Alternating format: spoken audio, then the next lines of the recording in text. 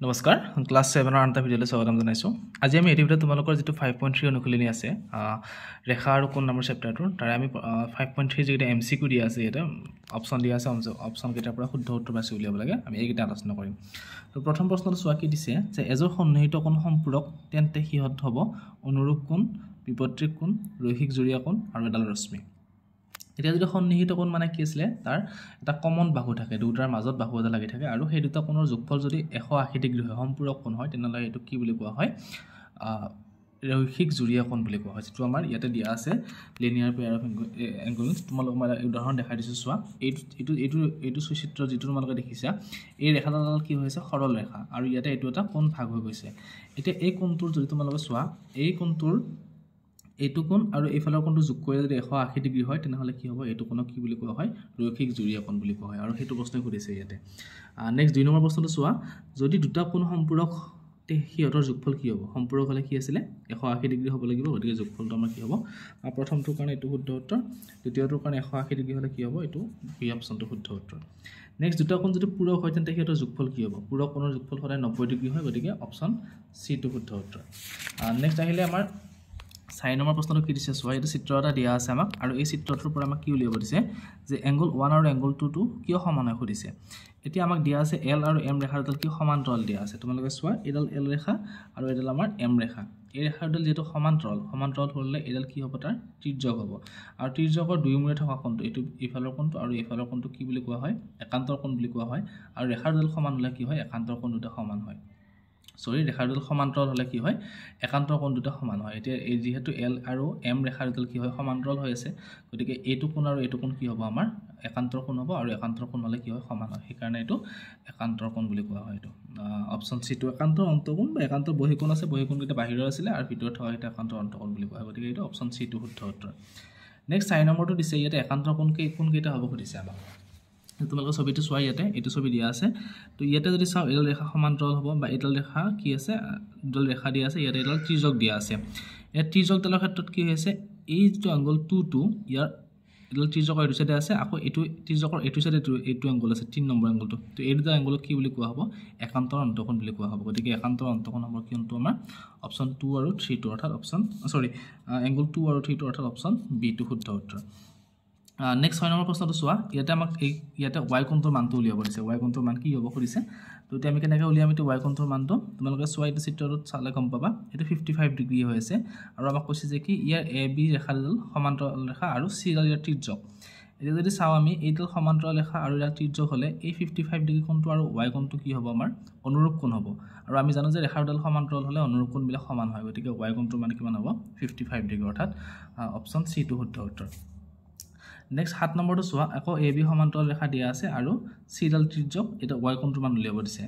এতিয়া এইটো 55 ডিগ্ৰী হলে এই y কোণটো আমি কেনেকৈ উলিয়াম চোৱা এইটো কোণ আৰু এইটো কোণ আমাৰ সমান হ'ব কিহৰ কাৰণে সমান হয় এইটো বিপৰীত কোণ আছিল দুটা গতিকে 55 হলে এইটো 55 হৈ যাব আকৌ এইডাল ৰেখা সমান্তৰাল আৰু এইডাল ত্ৰিজ্যক গতিকে এইটো কোণ আৰু এইটো কোণ কি হ'ব আমাৰ y কোণটো অনুৰূপ কোণ হ'ব গতিকে এই দুটা কোণ কি হ'ব আমাৰ সমান হ'ব গতিকে এইটো y কোণটোৰ মান কিমান হ'ব 55 হ'ব অৰ্থাৎ অপচন সি টো শুদ্ধ উত্তৰ। নেক্সট তোমালোকে 8 নম্বৰ প্ৰশ্নটো চোৱা এটা দিছে 45 ডিগ্ৰী কোণৰ পূৰক কোণটো কি হ'ব মানে 45 ডিগ্ৰী কোণৰ লগত কি যোগ কৰিলে কি হ'ব 90 ডিগ্ৰী হ'ব লাগিব পূৰক কোণ মানে আমাৰ কি আছিল এইটো পূৰক কোণ মানে 90 ডিগ্ৰী আছিল গতিকে 45 ৰ লগত যদি আমি 45 যোগ কৰোঁ তেনেহলে কিমান হ'ব এইটো 90 ডিগ্ৰী অৰ্থাৎ অপচন ডি টো শুদ্ধ উত্তৰ। নেক্সট 9 নম্বৰটো চোৱা তলৰ কোণটো কোণ তাৰ পূৰক কোণ সমান হ'ব পূৰক কোণ মানে কি আছিল যে আকৌ সেই দুটা কোণৰ যোগফল কি হ'ব লাগিব 90 ডিগ্ৰী হ'ব লাগিব। এতিয়া কোণটো কোণৰ লগত সেই একে সমান যোগ কৰি 90 ডিগ্ৰী হ'ব অৰ্থাৎ সব 45 ৰ লগত যদি আমি 45 যোগ কৰোঁ তেনেহলে কি হয় 90 ডিগ্ৰী হৈছিলে গতিকে পূৰক কোণটো সেই কোণটোৰ লগত সমান হয় অৰ্থাৎ অপচন ডি টো শুদ্ধ উত্তৰ। নেক্সট 10 নম্বৰটো চোৱা তলৰ কোণটো কোণ তাৰ সম্পূৰক কোণৰ সমান হ'ব সম্পূৰক কোণ মানে কি আছিল দুটাৰ যোগফল 180 হ'ব লাগিব। এতিয়া আমি ইয়াৰে কোণ দুটা যোগ কৰিলে 180 হ'ব 60 যদি দুবাৰ যোগ কৰোঁ কিমান 120 হ'ব 90 দুটা যোগ কৰিলে কিমান হ'ব 180 হ'ব অৰ্থাৎ অপচন বি টো আমাৰ শুদ্ধ উত্তৰ যে তাৰ সম্পূৰক কোণটো 90 সমানে হয় আৰু ইয়াতে পূৰক কোণৰ ক্ষেত্ৰত কি আছিল 45 টো 45 ৰ সমানে 10 নম্বৰটো হৈ গ'ল। এবাৰ 11 নম্বৰটো চোৱা এডাল দুডাল ৰেখা কি দিয়া আছে আমাৰ সমান্তৰাল দিয়া আছে আৰু চি ছেটক দিয়া আছে। এতিয়া এই x কোণৰ মানটো উলিয়াব দিছে আমাক x কোণৰ মানটো আমি কেনেকৈ উলিয়াম চোৱা বা x ৰ মানটো উলিয়াব দিছে x ৰ মানটো কেনেকৈ উলিয়াম এতিয়া আমি চাম এই কোণটো আমাৰ কি হয় এই কোণটো আৰু আমাৰ ইয়াতে থকা যেটো এইটো কোণ আছে এই দুটা কোণ আমাৰ কি হ'ব অনুৰূপ কোণ হ'ব তোমালোকে যদি চোৱা এই কোণটো আমাৰ কি হ'ব অনুৰূপ কোণ হ'ব এইটো কোণৰ মান x এ হ'ব কাৰণ ৰেখা দুডাল আমাৰ কি দিয়া আছে সমান্তৰাল দিয়া আছে সমান্তৰাল হ'লে কি হয় এই ৰেখা এই কোণটো আৰু এই কোণটোৰ মানটো সমান হয় এতিয়া এইটো x আছে গতিকে এইটো x হৈ গ'ল নেক্সট চোৱা তোমালোকে এই যেটো m ৰেখা আছে এইটো কি হয় এটা সৰল ৰেখা আৰু ইয়াতে এইটো এটা কি হৈ আছে কোণ সৃষ্টি কৰিছে ac কোণটো ভাগ কৰিছে এতিয়া এই দুটা কোণ আমাৰ কি হ'ব সন্নিহিত কোণ আৰু দুটা কি হ'ব সৰল ৰেখাত আছে যেহেতু গতিকে এইটো ৰৈখিক জুৰীয়া কোণ তাৰ মানে এই দুটা কোণৰ যোগফলটো কিমান হ'ব 180 ডিগ্ৰী হ'ব তাৰ পৰা আমি x ৰ মানটো উলিয়াব পাৰিম তো কেনে কৰিলে মই ইয়াতে কৈ দিছো 2x + x = কিমান 180 ডিগ্ৰী এনেকৈ হৈছে এই কোণটো আৰু এই কোণটোৰ যোগফলটো কি হয় 180 ডিগ্ৰী হয় কাৰণ এটা ৰৈখিক জুৰীয়া কোণ হৈ আছে আৰু এই কোণটো মান আমি ইয়াৰ পৰা কেনেকৈ পালো যে এইটো আৰু এইটো অনুৰূপ কোণ হয় অনুৰূপ কোণবিলাক সমান গতিকে এইটো কোণৰ মান কি আছিল x মান x কোণ এতিয়া এটো সৰল কৰি কেনে x ৰ মানটো উলিয়াই দিয়া এটা 2x + x মানে কিমান হ'ব 3x = 180 ডিগ্ৰী এটা x ৰ মানটো কিমান হ'ব 180 / 3 3 ৰ পূৰণ হৈছিল এই পিনা হল হৰণ হৈ গ'ল তো 180 3 ৰে হৰণ কৰিলে কিমান হ'ব 60 ডিগ্ৰী হ'ব গতিকে অপচন বি টো আমাৰ শুদ্ধ উত্তৰ একদম সহজ এইটা নেক্সট 12 নম্বৰটো চোৱা এতিয়া 12 নম্বৰটো আকৌ দিছে ইয়াতে চিত্ৰ এটা দিয়া আছে ইয়াতে l আৰু m ৰেখাডাল কি হৈ আছে আমাৰ সমান্তৰাল ৰেখা আৰু আমাক উলিয়াব দিছে কি c ডাল ত্ৰিজ্যক আমাক উলিয়াব দিছে x কোণৰ মানটো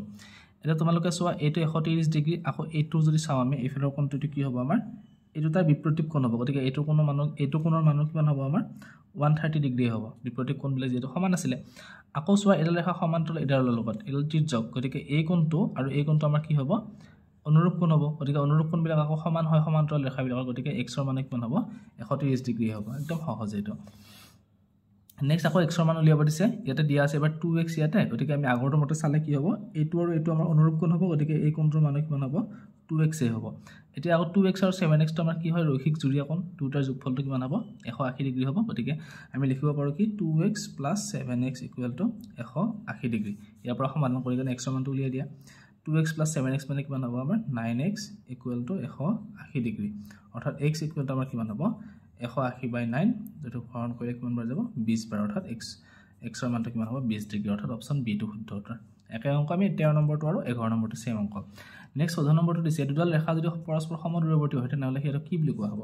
এটা সমদূৰৱৰ্তী মানে কি এইডাল ৰেখা আৰু এইডাল ৰেখা ইয়াৰ পৰা ইয়ালৈ যিমান দূৰত্ব হয় ইয়াৰ পৰা ইয়ালৈ সেম মানে প্ৰত্যেকটো বিন্দুতে হেটো কি হয় সমান দূৰত্ব হয় এনেকৈ ৰেখাবিলাক কি বুলি কোৱা হয় সমান্তৰাল ৰেখা কাৰণ সমান্তৰাল ৰেখাবিলাক কেতিয়াও কটাকটি নকৰে আৰু ইহতে সমান দূৰত্বত কি হয় অতিক্ৰম কৰে গতিকে এতিয়া কি হ'ব এইটো আমাৰ এইডাল ৰেখা সমান্তৰাল ৰেখা বুলি কোৱা হয় অৰ্থাৎ অপচন ডি টো শুদ্ধ উত্তৰ তো তোমালোকৰ 5.3 যেটো নকলে নাছিলে 5.3 তোমালোকৰ এইকেইটা প্ৰশ্ন আছিল আমি গোটেইটা আলোচনা কৰিলো তো এইটো চেপ্টাৰ যেহেতু তিনিটা নকলে নাছিলে মই গোটেইটা আলোচনা কৰিছো ইয়াৰ আগৰ ভিডিও কেইটাত মই বাকি 5.2 আৰু 5.1 আলোচনা কৰিছো তোমালোকৰ সেইকেইটা ভিডিও যেটো চোৱা নাই সেইটা ভিডিও চাই ল'ব পাৰিবা